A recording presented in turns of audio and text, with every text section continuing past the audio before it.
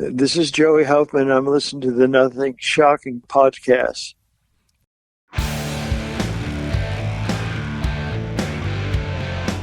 Want to know what's going on in the world of music? Then tune in to the Nothing Shocking podcast, a non-genre based, all ages friendly rock and roll program. Join us weekly for interviews with all your favorite rock stars from the mainstream to the underground. You can find us at nothingshocking.libsyn.com or anywhere you download podcasts.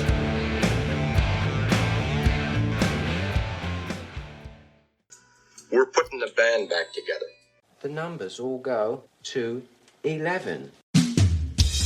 I'm talking about bands that rock. Led Zeppelin. What about Sabbath? AC/DC. Motorhead.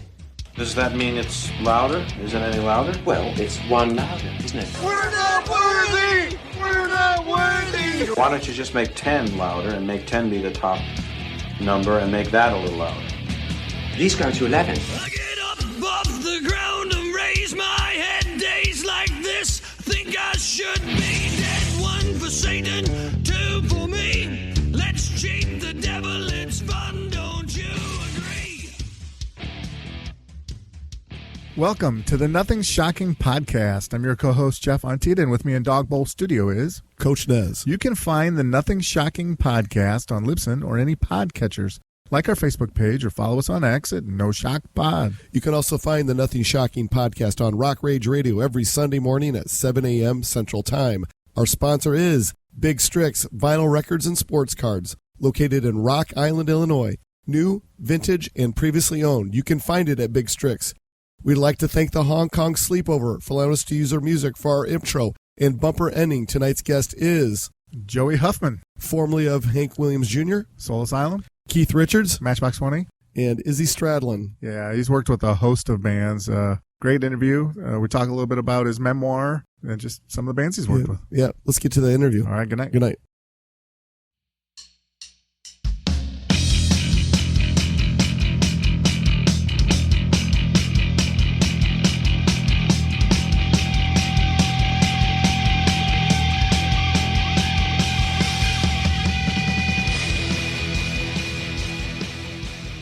Joey, welcome to the Nothing Shocking podcast. I'd like to introduce you, my co-host, Jeff Unteed. Joey, thanks for joining us tonight. Hey, how you doing, man? It's good to be here. Man, we are so excited to have you. Thanks for the correspondence. Thank you for your willingness to participate. So let's get right into this, man. Before we get into your lengthy career in the music industry, we'd like to talk a little bit more about your book. In 2023, you released the East of the Sun, Memoirs of an Accidental Rock Star. Can you tell us a little bit more? Can you tell us a little bit more about this writing endeavor? Well, it was kind of like memoirs. It wasn't like a biography. It was just memoirs, just little stories here and there patched together. But I started writing and posting them on Facebook, and a publisher got in touch with me because of that and said, we need to do a book. So I wrote a book. And it's about my life and just it's like slices of memories of being with Soul Asylum and being with, all the bands that I played with, and a little bit about my childhood. It's pretty funny. Well, as we talk about your lengthy career here, and you're writing a memoir of short stories about yourself with different sects of your career. Can you talk a little bit more about, like, hey, how do I prioritize of what should I put in this portion and what should I not? How did it work out? It came naturally. I just had a way of telling stories that was a little different, and people were reading them. I was getting like 300 and 400 likes on a story, and I really didn't think about how I was going to write it. I just wrote it like I would talk to you. Yeah, very good. Well, yeah, talk a little bit more about Blue Room Books. Did you go after more than one book publishing company, or how did? No. She called me up, my publisher, And she called me up and said, I want to do a book. And I knew her from before. She wrote my biography. And so I just went with Blue Room Books. It's, it's just an independent publishing company. Oh, very good. Well, besides your work as an author, most recently you've been collaborating and performing and producing local artists in the Atlanta area.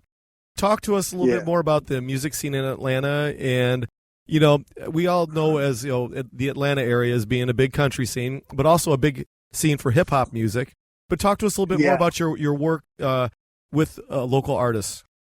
Well, I'm on the lookout for local artists that are ambitious and, chomping at the bit to take it to the next step. And I go into the studio and record them, produce them, and then use some of my people that I know to try to further their career. I figured I've had a great career, and I should give something back, like, pay it forward. So I'm finding these kids and producing them and trying to get them, publishing deals or record deals or release it themselves. And I kind of talking through it, kind of be their mentor, kind of like their manager, until I get somebody to manage them. Fantastic. I guess it gets me excited because sometimes you worry that there's not up and coming bands coming in behind the ones that are out there. But can you talk a little bit more about some of the bands you're working with?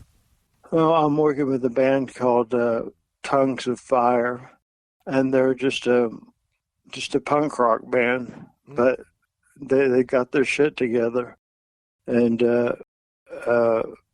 I've gotten real close with the songwriter, singer, and I produced a couple of songs. They got an album coming out this month, I think, on Spotify.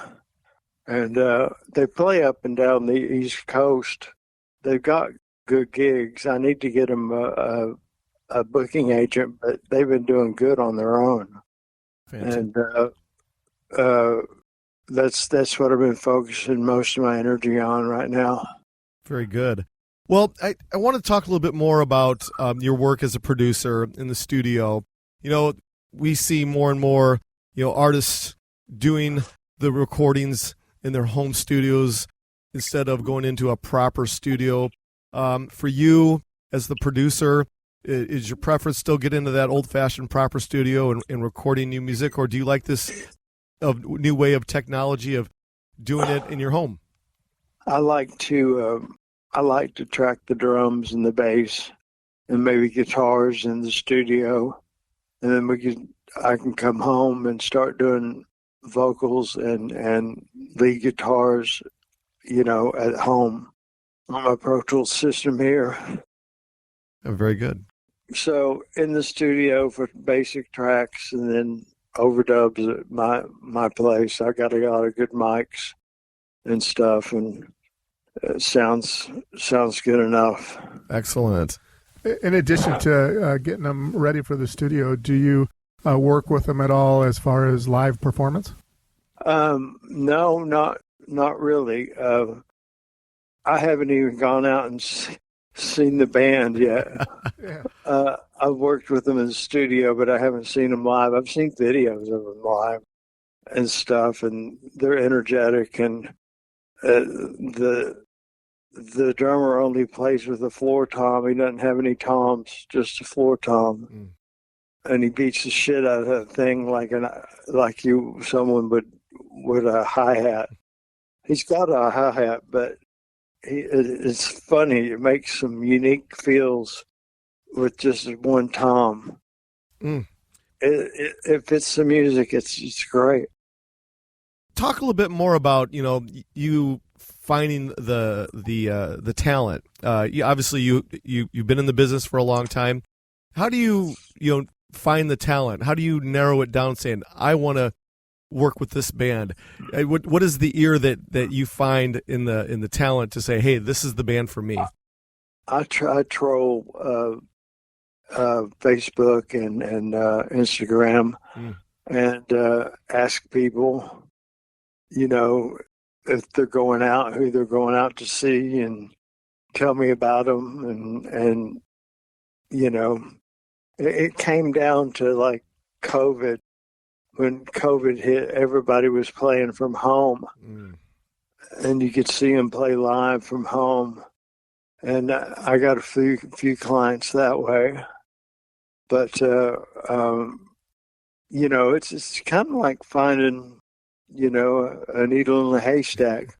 And you got to find, a band that actually wants to do 4 people, 5 people that want to do the same thing, that maybe have not even talked about where they're heading. And, you have to have them all on the same page and, ready to do what it takes.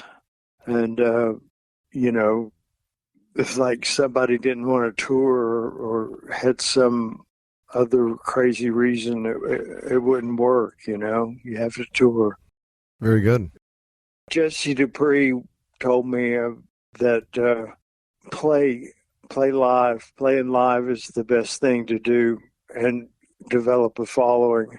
If you go someplace one time and get 4 people, go the next time and get 8 people. You have to play. It's where most of your money's going to come from, and that and merch, is going to keep you alive. Absolutely, yeah. Well, I know you said you haven't gone out to see them lately, but you had mentioned asking people where they're going to see bands. Is there a venue that you remember from back in the day that really stuck out to you, and is it still around? There was a place called Charlie Magruder's, but mostly they had cover bands. But I knew the owner, Butch, who's a good friend of mine, and I'd play up there with the Hellhounds, which is basically what the Georgia Satellites called themselves when they played in town. And that was a good place to find talent. The Cavern, it was on Peachtree, great place. The Hellhounds played there every Sunday night. It started at midnight, played all night, and it was just a good, weird scene. Oh, fantastic. It wouldn't be who of us if we didn't talk about your time with Hank Williams Jr. You spent 15 years working with Hank Jr. Can you talk a little bit more about the origins of your working relationship with Hank and how it all came together? I just got a call from Jimmy Hall, the band director, and he said, do you want to play with Hank? And I said, yeah. I didn't even have to audition. I just went and learned the songs and drove up to Nashville and had my Leslie delivered up so I could use it live, and just play piano and organ mostly. And it was fun. 15 years, and I was kind of a little much.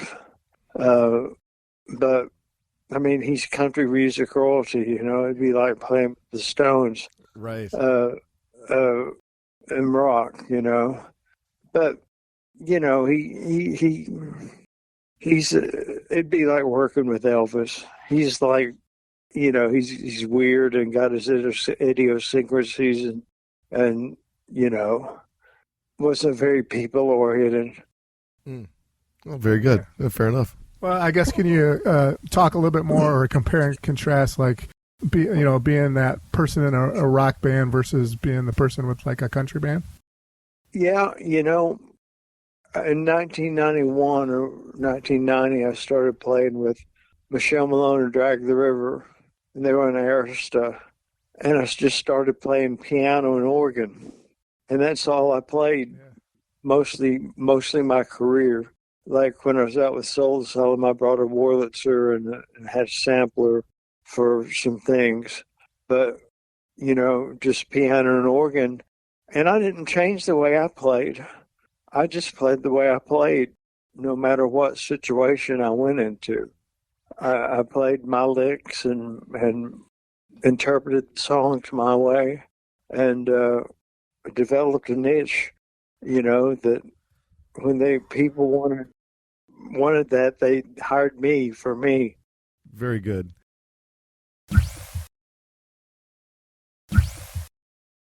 In 2007, you played keyboards on Izzy Stradlin's Miami album. That album had some heavy hitters on it: Rick Richards, Taz Bentley, JT Longoria, along with Izzy and yourself. Can you talk a little bit more about the work that went into creating that album? That was great. I actually drove down from Atlanta to do that record. We did some basic tracking, and JT and was engineering as well as playing, and it was a great time. Izzy and I got bonded and kind of got a thing going, talking about our childhood and stuff, and the music was cool. It was fun, and we recorded at Criteria, which is a really, really cool studio back in the disco era. But Izzy's a great guy, down to earth. He's I always love working with Izzy because it's like the old days. We get per diem and paid well, and a good hotel. Well, the cool thing about that album was it was very diverse. It had some punk stuff on it, it had classic rock stuff, some heavy, maybe almost borderline metal stuff on there. But can you talk a little bit more about his venture in to dabble into so many different genres under the rock and roll umbrella? He just wrote what he wrote, and we put her together as a band, like, mess around with it arrangement wise, and it was just fun. It wasn't a job. So cool. It's fun.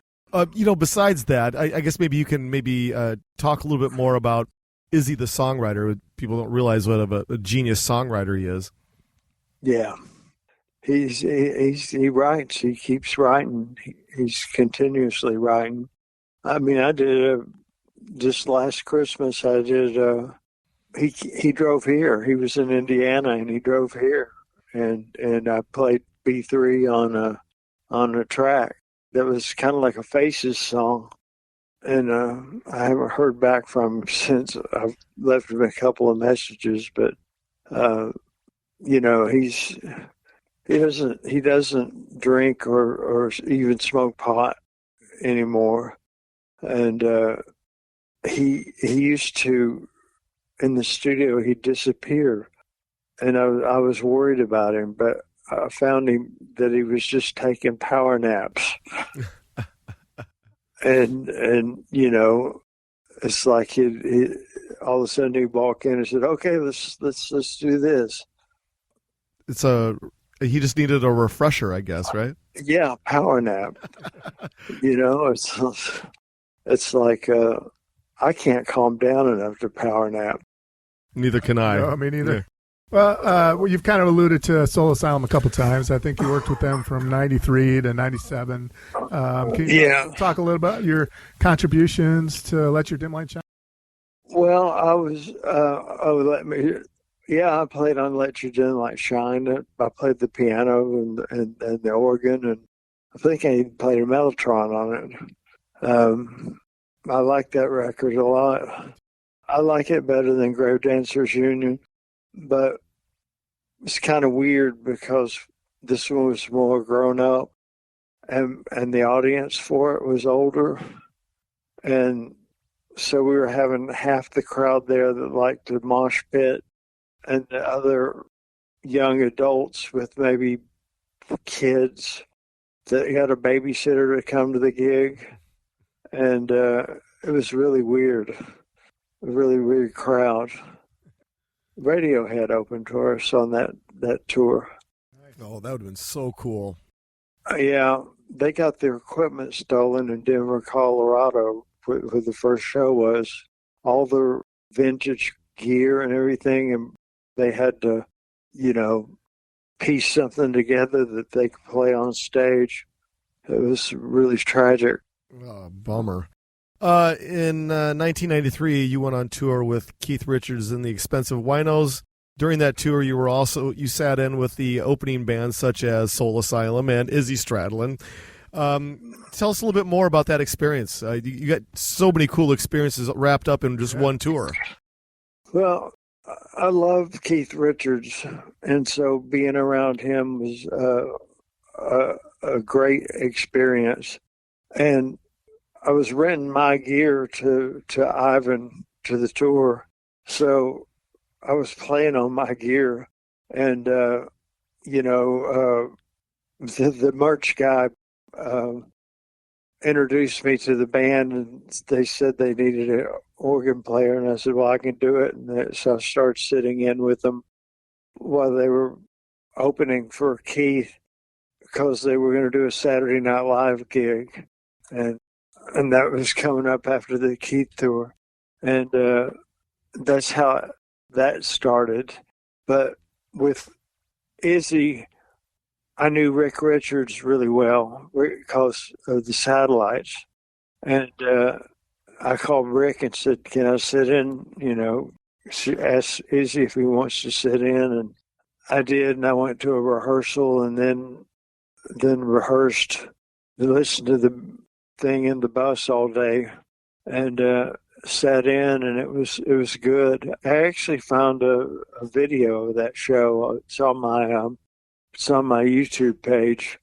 I got the whole concert, and it was, I couldn't believe I found it. But you can't see me except every now and then because of the camera angle. But it's a good show. It's a good concert. Well, help me out. During the 1993 Keith Richards tour, was Waddy Wachtel also in the X-pensive Winos during that time? Yeah. Talk a little bit more about working with Waddy. What was it like?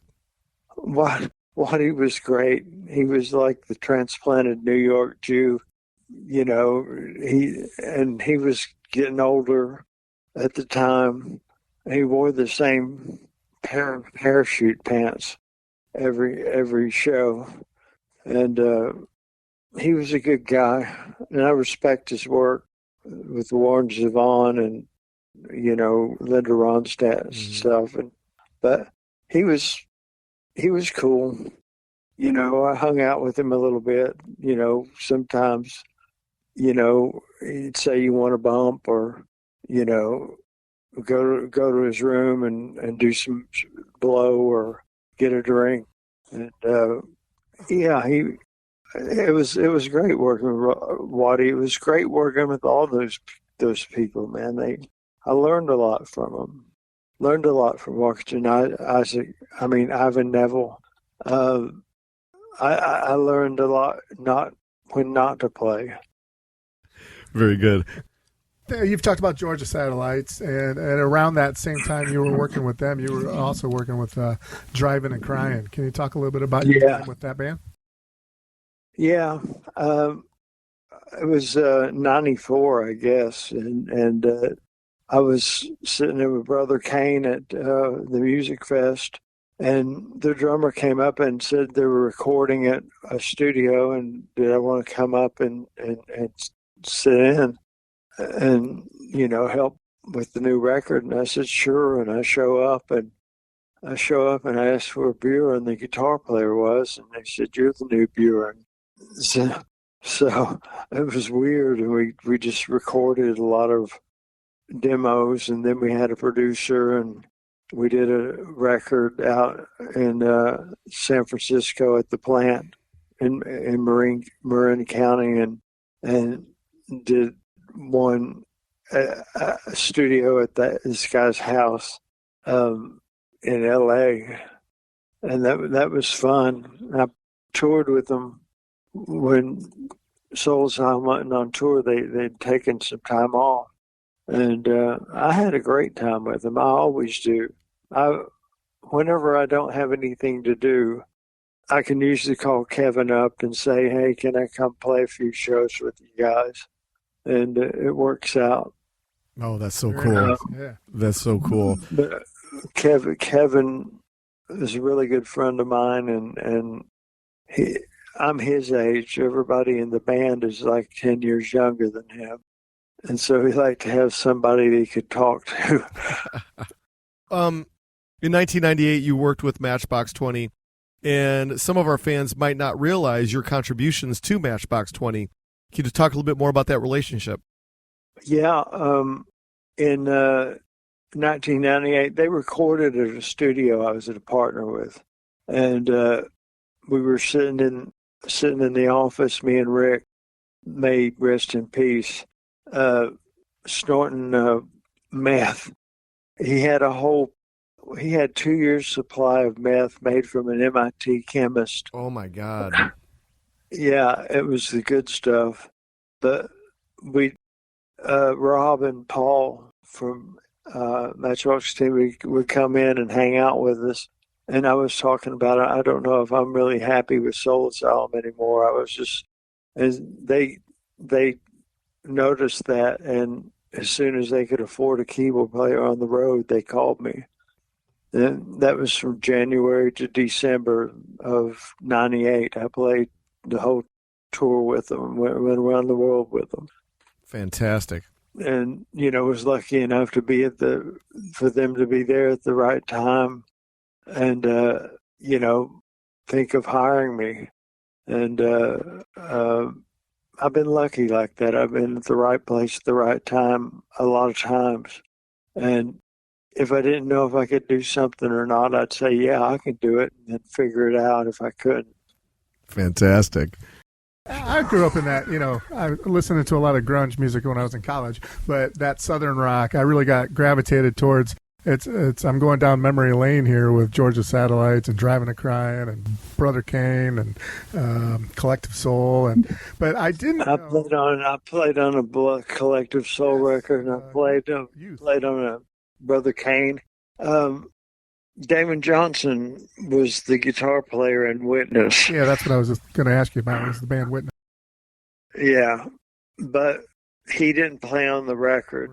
Right. We had Brad Gillis and Danny Chauncey and Jeff Carlisi and who else? The guy from Night Ranger.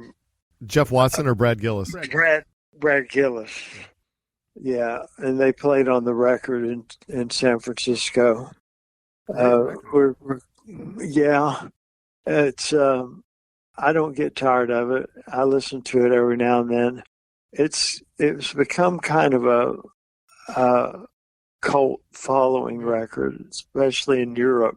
So much so that BMG re-released it in Europe in 2008. I don't know how much it sold or anything, but I'm sure I'm not owed anybody for it. Yeah. I did want to bring up to you, we've interviewed so many different pianists, keyboard players, et cetera, et cetera. And a question I've always wanted to ask him that I always forget during these interviews is, John Lord seemed like he was the benchmark for piano, keyboard, organ, whatever you want, for you guys that run the keys. How influential was John Lord's style on you? I like John Lord a lot. And he played the organ, but I didn't really get into the prog rock thing. So he would play, if he'd played some blues or something on a solo, it would have been cooler for me than learning some kind of classical rock thing. I love John Lord, don't get me wrong. He's the one who made me love the sound of the organ, but he's a little fancy for me. Fair enough. Yeah. Fair enough. Taking it in an opposite direction of what we've been talking about. I believe it was 2002. You were on Cee-Lo Green's debut album on a couple of tracks. Yeah, I co-produced that. Yeah, can you talk a little bit more about how that came about? I got a call from my friend Britt from Blackberry Smoke, who passed away. He had a studio, and he said, Cee-Lo wants to come up and check out your studio. And so I said, okay, and we waited. It got to be about 9 o'clock, and they finally got in, and they started loading in. They fucking wanted to record that night right then. So we had to, set it up, and they wanted a piano solo on a song, and we did that first, and I played a piano solo, and he just dug it. It was like bluesy little solo in the middle of his song.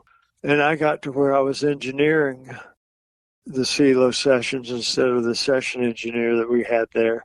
I got to engineering, and I arranged and produced some of the songs. And he had a great work ethic. If he had to finish some lyrics, or if he had to do anything, he had to put it on loop and let him write. And we were in the studio for about a year. We probably recorded 50 songs. And then he put out his solo record, which was a double record. Very good. I have one last question for you, and we'll leave you alone for the evening. You alluded to Damon Johnson, and we've interviewed Damon a few times on here, and he's Jeff and I is one of our all-time favorite guests. He's such a cool guy. But yeah, he is. Can you talk a little bit more about his style of play, his brilliance? Because let's face it, he went from being Brother Kane, which kind of started out as being a little bit on the alt rock side. Now has transitioned to, from Alice Cooper to Lynyrd Skynyrd to doing his own solo work, back to Brother Kane again. Yeah. Can you talk a little bit more about, Damon's brilliance? Well, it's like he's got his own style, just like Rick Richards from the Satellites has his own style. And he can make it work no matter what situation he's been put in, I mean, I know because I sat in with Lynyrd Skynyrd when Billy Powell broke his hip. So I played with him for 6 months. So I know it's kind of a stressful thing, but he pulls it off. And I mean, if he has to be Gary Rossington, he has to be Gary Rossington, Fair enough. Well, Joey, we're out of our allotted time for the evening. Is there anything that we left off tonight that you would like to plug or promote? My book is available at Amazon. East of the Sun, Memoirs of an Accidental Rock Star. Fantastic. Well, this is how things are going to work out. Once Jeff gets this all cleaned up and edited, we'll send you the link, and please share it wherever you possibly can on your social medias. Oh, I will. Fantastic. I'm in the twilight of a mediocre career and living the dream. Thank you so much, Joey. It was an honor to have you on tonight. Yeah, thanks, Joey. Well, thanks for calling me. Thanks, guys. Yeah, absolutely. Sounds great. All right, take care of yourself. Have a good night. All right. Bye-bye. Bye.